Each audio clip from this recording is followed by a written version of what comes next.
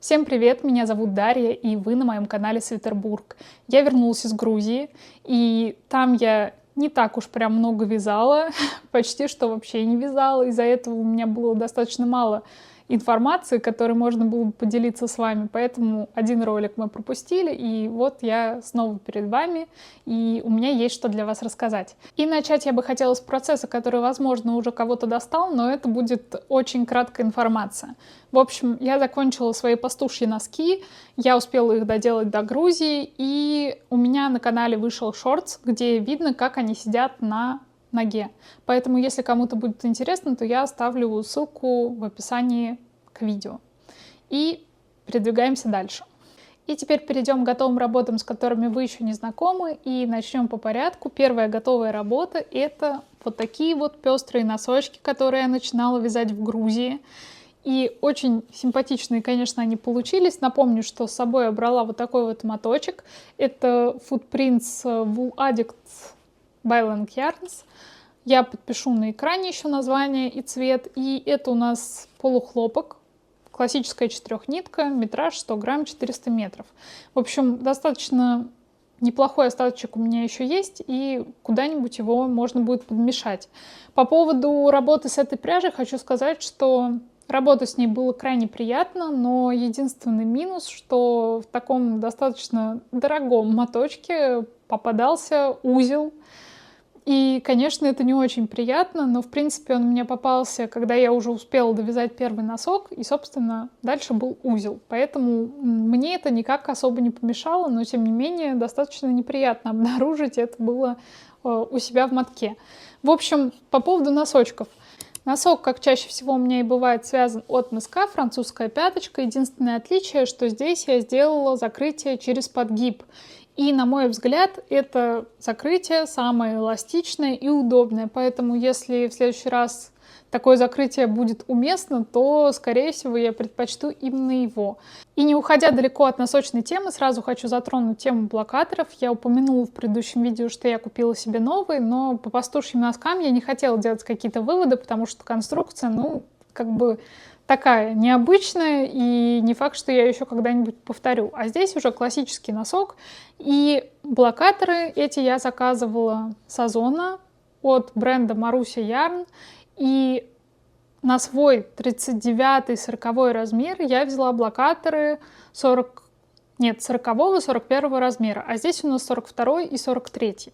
В общем, на меньшую сторону мой носок отлично садится, и при этом он растягивается в меру, не слишком сильно, петли не разъезжаются, но при этом полотно ровное, и все это прекрасно блокирует носочек. Поэтому могу спокойно рекомендовать эти блокаторы. Ссылку на них я оставлю в описании к видео, поэтому, если кому-то будет интересно, переходите, а мы двигаемся дальше. Следующая готовая работа вышла у меня совершенно незапланированный, потому что в поездке я обзавелась новым для себя артикулом, и это артикул от Lana Grossa Cottonella. Это 100% немерсеризированный хлопок Pima с градиентным окрашиванием.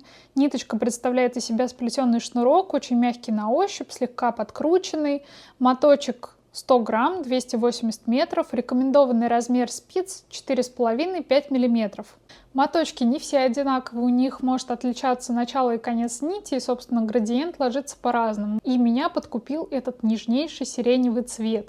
И я посмотрела в магазине быстро раскладку этого цвета на сайте Lana Grossa, и меня все устроило. Я как-то не заметила, в общем, там особо вот эти вот яркие цвета. Я, конечно, заглянула внутрь мотка, но как-то, в общем, в моем головном мозге не сложилась четкая картинка. Ну, думаю, ладно, мне нравится, как это выглядит на раскладке, что-нибудь придумаем. Поэтому я схватила эти 3 мотка и, собственно, привезла их с собой. Я долго думала, что же я все-таки хочу связать из этой пряжи, и остановилась на футболке регланом. И за основу я взяла мастер-класс Елены Яковлевой. Это футболка регланом с полосами. Ссылку на мастер-класс я оставлю в описании к видео. И думаю, тут излишне будут какие-то комментарии. Все, как всегда, понятно и подробно.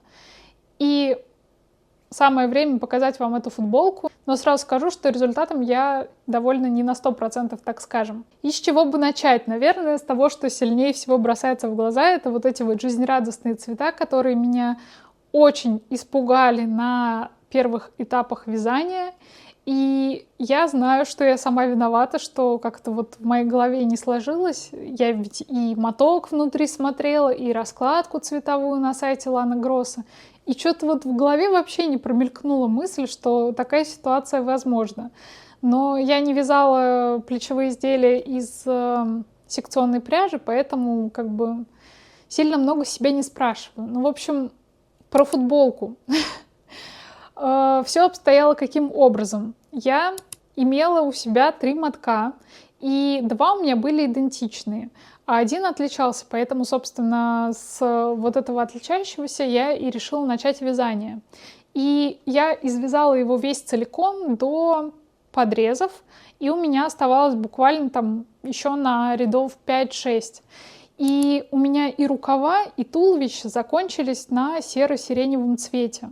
И на мое счастье, мотки, вот эти вот 2, которые у меня остались, они начинались и заканчивались тоже этим серо-сиреневым цветом. Поэтому, собственно, начало этих мотков я пустила на рукава, и потом начала вязать изнутри сразу из 2 мотков, чтобы удлинить секции, и тоже у меня все это выложилось плавными переходами. И в итоге у меня осталось вот 100 грамм остатков, здесь где-то примерно получается грамм 200, чуть меньше даже, и в принципе я бы могла обойтись 2 мотками на футболку, но тогда бы я не смогла вот так вот менять секции и подгонять рисунок под себя, поэтому я довольна, что я взяла все-таки 3 мотка.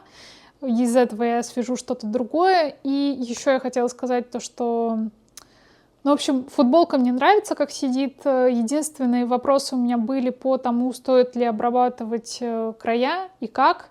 Я все-таки хотела сделать это айкордом, но учитывая, что здесь у меня остались только яркие цвета, я передумала это делать. Покупать новый моток я, разумеется, уже не хочу.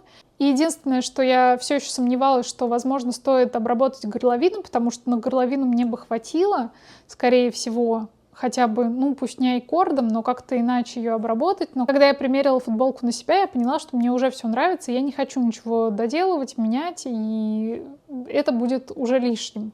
Поэтому футболка, вот она уже перед вами в готовом виде. Я ее, правда, не стирала еще, но отпарила. Сразу скажу, что после стирки полотно никак не меняется, уже на образце это было сразу понятно. Пряжа, как я и говорила, она невероятно мягкая тактильно, и работать с ней было очень приятно. Единственное, что у нее есть несколько минусов, по крайней мере для меня. Я не смогла ее выложить в идеально ровное полотно, и у меня какие-то петельки немножко выбиваются. Плюс еще я заметила уже на этапе отпаривания, что эта пряжа немножечко косит. Но на мне это уже не так сильно бросается в глаза, поэтому не думаю, что это что-то страшное, там не настолько жуткая косина. По крайней мере, я надеюсь. Потому что для меня пока что все нормально. И будем заканчивать с рассказом об этой футболке. В принципе, я довольна, что это случилось. Я попробовала новый классный артикул и прошла некую цветотерапию в плане вязания. И плюсом к этому порешала такую легенькую головоломку, как и где расположить какие секции пряжи. Ну, в общем, на этом все. И двигаемся дальше. Теперь давайте перейдем к покупкам. И в поездке я себе приобрела еще один артикул, и это Лана Гросса Per Fortuna. Я думаю, что здесь какие-то комментарии излишни, уже все про нее все знают. И я живу в том городе, где нет возможности прийти, пощупать и посмотреть цвета, поэтому, конечно же, я не лишила себя этой возможности в другой стране. Это была моя первая цель — посмотреть именно этот артикул вживую. И когда я его потрогала, конечно, я поняла, что мне он определенно точно нужен. И мне понравился вот этот вот сиреневый цвет 35-й, и я взяла себе 4 моточка. И изначально я собиралась вязать футболку, и потом в журнале Ланы Гросса я увидела такую волосатую полосатость и решила, что она мне жизненно необходима, поэтому дозаказала себе недостающие мотки и, собственно, жду теперь доставку, чтобы приступить к новому проекту. Скорее всего, я уже начну сегодня, потому что основной цвет у меня будет именно этот, и, собственно, с него начинается вязание, а дальше уже продолжу теми цветами, которые мне придут. Вязать я буду спицами 4,5 мм. Я уже отвязала образец. Он у меня выглядит не совсем презентабельно, так скажем, потому что я его уже перевязывала. Но, в общем, вот такой вот малыш. И какой же он невероятно мягкий и нежный. Я, если честно, просто в шоке. Несмотря на то, что я очень много слышала про этот артикул, но все равно я не ожидала, что будет настолько нежно и приятно. И, конечно, хочется себе такое плечевое изделие заиметь в гардеробе. Ну, в общем, не хочется его, конечно, выпускать из рук, но перейдем к следующим покупкам. В инструментах у меня тоже прибавление. Я давно задумывалась над тем, что я хочу себе укороченные спицы, и все раздумывала, какие именно. И так как у меня есть полноразмерный набор спиц Knit Pro Ginger, собственно, мой первый набор спиц, который у меня появился, я решила, что стоит, наверное, присмотреться к Knit Pro Ginger Mini. И у меня появился этот наборчик, я давно за ним охотилась, он постоянно пропадал с Озона, его раскупали. И вот такие вот малышки там лежат. Здесь 7 пар спиц, они по 5 сантиметров. Вот такие вот маленькие, не знаю, насколько вам будет видно. В общем, очень маленькие спицы, и, если честно, первые пару рядов я просто удивлялась тому, как это неудобно было, но, тем не менее, буквально там 2-3 ряда, и рука уже прям привыкла, и стало абсолютно комфортно работать. Использовать их можно как и 2 маленьких спицы, так и комбинируя с тем набором одну маленькую, другую большую. Этот вариант мне еще больше понравился, поэтому это прям находка для меня. И я вязала вот футболку, как раз-таки начало реглана я вывязывала сначала 2 маленькими спицами, потом присоединила побольше, и потом уже перешла на 2 больших спицы. И мне очень понравилось, я довольна, что наконец-таки заимела его у себя, и сам чехол мне очень нравится для спиц, он прям и тактильно приятный, и вообще выполнено все качественно, без каких-то там, я не знаю, ниток и чего-то еще, но я читала, по крайней мере, на Wildberries, что у некоторых там то спиц не хватает, то еще чего-то. Но я заказывала с Озона, там правда, тоже вроде был какой-то комментарий, что что-то было не так, но у меня все в порядке, все работает, все спицы целые, не бракованные, в общем, просто проверять, а так все отлично. Еще я давно хотела попробовать бамбуковые спицы, и в итоге решила начать свою пробу, так скажем, с спиц бамбуковых от Чиагу. Я взяла 5 мм, потому что планирую попробовать на них вязать артикул Баба, о котором я вам говорила, потому что он достаточно скользкий, и вот интересно вообще, насколько изменится вообще ощущение от вязания, и интересно попробовать. Сами спицы выполнены хорошо, я тоже их подсоединяла к леске, пробовала там образец вязать, мне пока все нравится, но как на большом изделии будет, потом посмотрим. Конечно, еще хочется попробовать тюлип, но пока что не знаю, какой именно номер мне бы взять, потому что 5 неразъемную я не нашла, а разъемную как бы пока не хочется брать. И решила начать вот именно с Чиагу, потому что лески у меня уже есть. Мне просто вот интересно попробовать спицы. Ну, в общем, попробую связать что-то большое, так скажем, на них и расскажу, как и что. На моей книжно-журнальной полочке тоже случилось прибавление, и это тот самый журнал Ланы Гросс, о котором я уже упоминала, и тут как раз-таки вы можете видеть эту волосатую полосатость. И если вам будет интересно полистать этот журнал, то напишите в комментариях, можно снять об этом видео. И еще я бы хотела в этом видео ответить на пару вопросов. Первый вопрос был под видео Закури кардиганом, и он был касательно того, как я подбирала вот эту вот смесь пряж, которая у меня вышла в итоге. И сразу скажу, что я не тот человек, на которого прям надо в этом равняться. Просто расскажу ход своих мыслей. У меня изначально была твидовая ниточка вот эта кардная, которая плохо раскрывалась, и я решила, чтобы утолщить ее, нужно взять тоже кардную тонкую нить мериноса, и, собственно, я нашла такую, но при этом я искала, чтобы у меня оттенок был не один в один, а чуть отличающийся, чтобы вот была глубина цвета. И, собственно, в дополнение, хотелось чего-то пушистого, и я вот нашла вот эту вот тоненькую пушистую ниточку с альпакой. И я не была в этом 100% уверена, просто связала образец и уже потом поняла, что да, это то самое, что я хочу видеть в кардигане. Следующий вопрос, комментарий был под видео, где я делилась своей покупкой трикотажных игл Хамонака. Меня попросили показать другие мои иглы. У меня их больше, но все я показывать, наверное, не буду, потому что нет смысла. Но, в общем, покажу основные. У меня есть вот такой вот набор от Knit Pro. Серия Mindful, насколько я помню. Я буду еще ссылки оставлять в комментариях на это все. Но, в общем, футляр, начну с него, потому что я его очень люблю. Он очень удобный, никогда не раскрывается. Там, в общем, все отлично держится. И при этом мне нравится, как он выглядит. Да, тут, конечно, есть вот тут вот небольшие сколы, но это не настолько критично. По поводу самих игл. Самая маленькая игла 8 сантиметров, а ушко 6,5 миллиметров диаметр. И этот набор подойдет для тех, кто вяжет большими размерами спиц. Я вяжу ими редко, и мне этот набор игл особо-то и не нужен. Но так получилось, что я балбеска и не посмотрела размеры игл, и просто вот увидела и купила. Ну, в общем, за это-то я и поплатилась, но поскольку я пользуюсь активно футляром, я об этом не жалею. Затем у меня появился вот этот набор игл, то ли пони, то ли что-то другое, я не помню, подпишу. Но, в общем, я на самом деле люблю в этом наборе вот эту иголочку, которая у меня всегда лежит в вязании, потому что можно очень быстро вставить нить в это ушко и быстро спрятать какой-то кончик. Так что вот эта вот игла у меня достаточно универсальная. Вот эти я уже не использую. А вот эта конкретно, она очень удобная. И третий набор игл, о котором я бы хотела поговорить, это вот этот, который продается в такой колбочке. Здесь всего 9 игл, 3 размеров. Каждого размера по 3 штуки, соответственно. И вот этот набор, он очень похож на иглы Хамонака, если честно. Вот я их положила рядом. Справа у нас Хамонака, а слева вот этот набор с Озона. И, в принципе, они очень похожи. Ну, в общем, все бликует и не особо видно, но, тем не менее, у Хамонака вот где-то вот отсюда начинается такое плавное заужение.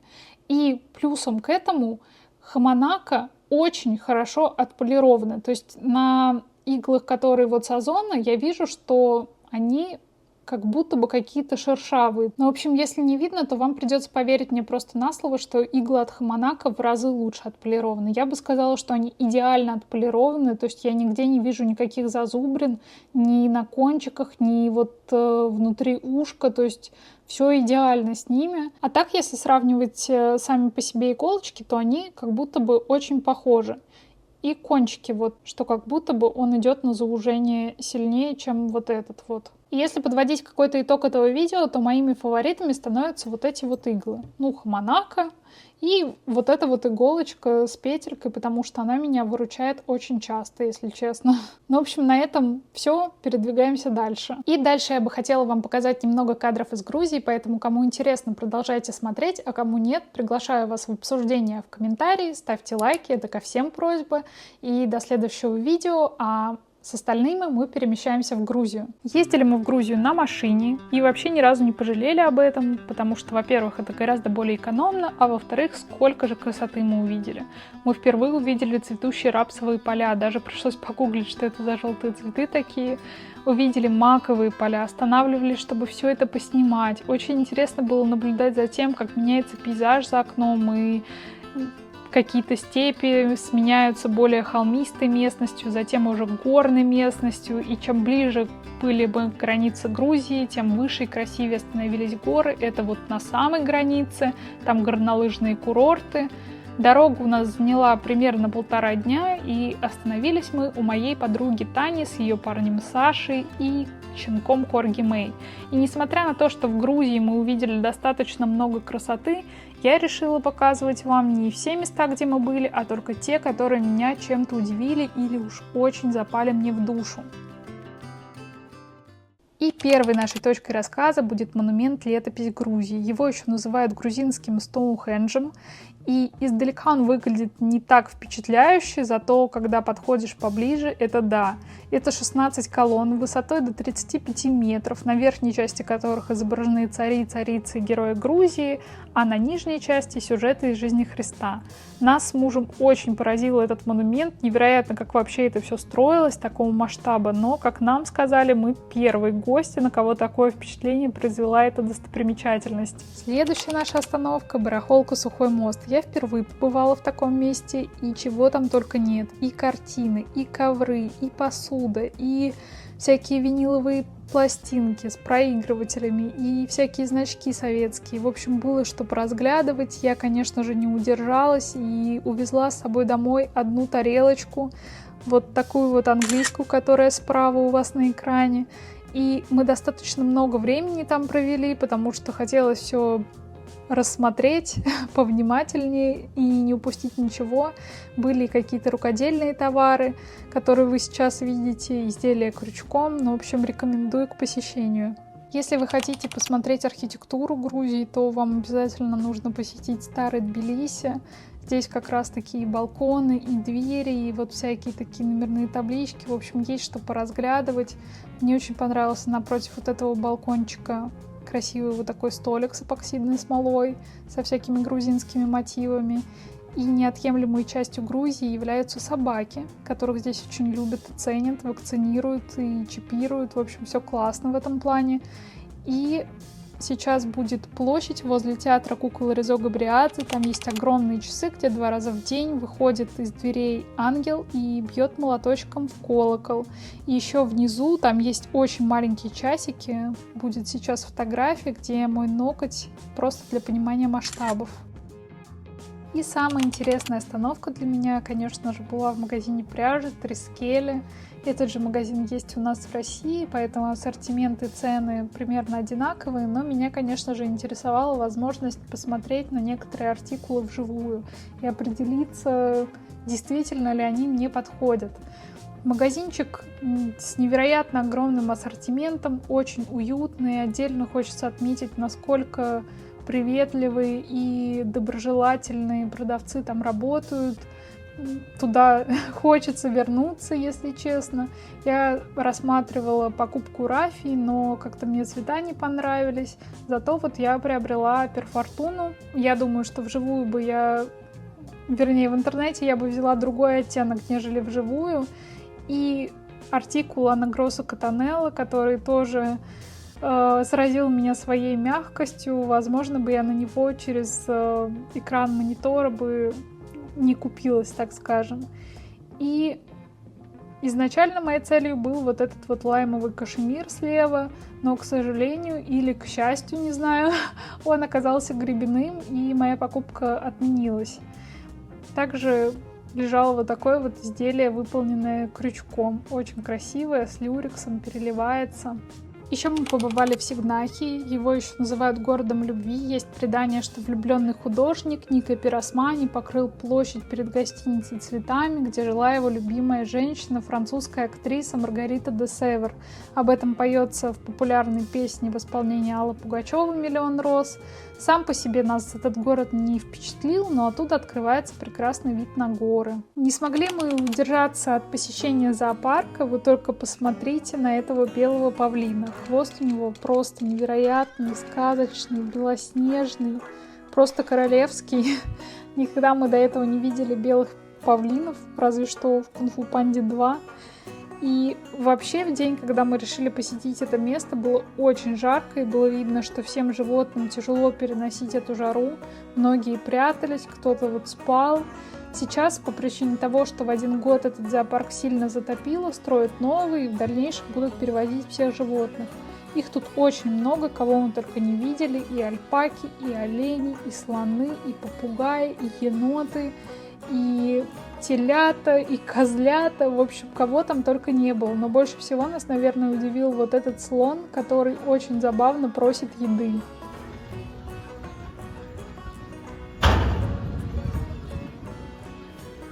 Еще мы покормили телят. Я боялась, но мне очень понравилось это делать. И основной достопримечательностью этого зоопарка является вот этот бегемот, который очень взрослый, и про него целая история. В один год, как я уже говорила, зоопарк сильно затопило, и он спасался бегством. История страшная, но для него все хорошо закончилось. Он гулял по городу и попал в новостные сводки многих газет по всему городу. Возле его загона как раз фотографии, вырезки из этих газет. Еще мы побывали в немецкой деревне Асурете, бывший Элизабетталь. Название улиц здесь на немецком. Нам очень понравилось это место, это вот лютеранская церковь. Интересно было посмотреть на архитектуру этого города. Для домов немцев этого места также характерно наличие резных балконов. Это вот мы, гуляющие по немецкой деревушке. И сейчас основная достопримечательность Грузии — очередная собака, которая тоже решила присоединиться к нашей прогулке. Еще вот резной балкончик красивый очень. Долго я думала, насколько будет уместно говорить об этом месте, поэтому просто упомяну. Это немецкое кладбище. Если вы будете в этих местах, то стоит взглянуть. И теперь к изюминке этого места. Это ресторанчик, в котором делают немецкие сосиски. Нам очень здесь понравилось. Красиво как внутри, так и снаружи. И, конечно же, меня покорил вот этот вот сервант, о котором я мечтаю с детства. Но, к сожалению, вряд ли когда-нибудь он будет вписываться в мой дом. Ели мы с очень красивым видом, там были горы, и вон гамак даже висит, и было очень вкусно. И напоследок я оставила место, которое останется в моем сердце навсегда. Это Гордения Шеварднадзе. Есть потрясающий человек Зураб Шеварднадзе, который вот купил пустой участок и обустроил здесь невероятной красоты сад с вниманием каждой детали. И вы посмотрите на эти потрясающие суккуленты, которые хочется тоже рассматривать и наслаждаться всей этой красотой. Сам сад состоит как бы из двух частей. На первой части там стоит ресторанчик, и есть вторая часть, вот эта, куда заходишь и понимаешь, что просто невероятная территория, на которой вот как-то человек создал такое место, где хочется рассматривать каждый уголок и наслаждаться им. Конечно же, воздух там отличается от всего городского, он невероятно чистый, постоянно ты слышишь пение птиц, все украшено вот такими вот зеркалами, люстрами хрустальными, и, в принципе, вот всякие такие лавочки и, в общем, детали, внимание к деталям — это, наверное, самое главное, что есть в этом саду. А это банкетный зал. И если бы у меня еще не было свадьбы, то, наверное, я бы мечтала провести ее вот в каком-то таком месте. Невероятно красивые сочетания, которые какую-то сказочность придают всему этому. И вот, казалось бы, сваленные в кучу кувшины могут служить потрясающим декоративным элементом, который хочется разглядывать и смотреть, что там за кувшины такие, потому что все они отличаются друг от друга.